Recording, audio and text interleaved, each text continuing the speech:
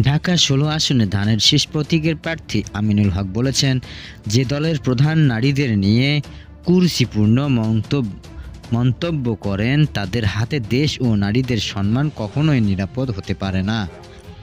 তিনি অভিযোগ করেন, জামাত নির্বাচনের পরিবেশ নষ্ট করতে নানামুখী ষড়যন্ত্র করছে।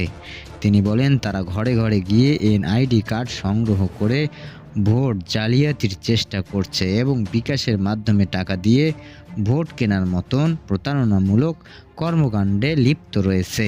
জামাতকে মিথ্যাচারী আখ্যা দিয়ে তিনি ভোটারদের বলেন, এ বিষয়ে সতর্ক থাকার আহ্বান জানান। নির্বাচনী প্রচারণা ১২তম দিনের মিরপুর ১২ এর ডি ব্লক এলাকায় গণসংযোগকালে তিনি এসব কথা বলেন।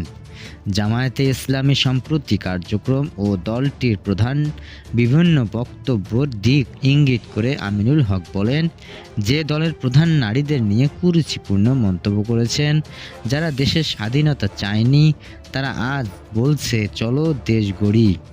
এটা হাস্যকর। যারা আমাদের মা বোনদের নিরাপত্তা দিতে পারে না, তাদের কাছে দেশ নিরাপদ নয়। আগামী ১২ ফেব্রুয়ারি ব্যালটের মাধ্যমে জনগণ তাদের এই আচরণের দাঁত ভাঙা জবাব দেবে। নির্বাচনী ইশতেহার তুলে ধরে আমিনুল হক বলেন, তার প্রধান দুটি লক্ষ্যের কথা জানান। তিনি বলেন, অর্থের অভাবে মিরপুর সাধারণ মানুষ যেন শিক্ষা ও স্বাস্থ্য সেবা থেকে বঞ্চিত না হয়, সেটি হবে তার মূল কাজ।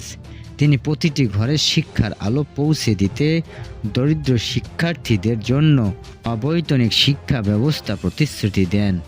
এছাড়া প্রতিটি দুয়ারে প্রাথমিক স্বাস্থ্যসেবা হিসেবে পৌঁছে দেওয়ার, অর্থের অভাবে চিকিৎসা বন্ধ হওয়া রোধ করতে প্রয়োজনীয় ব্যবস্থা নেওয়ার কথা উল্লেখ করেন।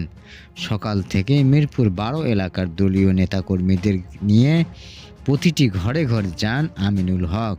তিনি ভোটারদের হাতে ইশতেহার তুলে দেন এবং ১২ ফেব্রুয়ারি নির্ভয়ে ভোট কেন্দ্রে গিয়ে ধানের শীষে ভোট দেওয়ার অনুরোধ জানান।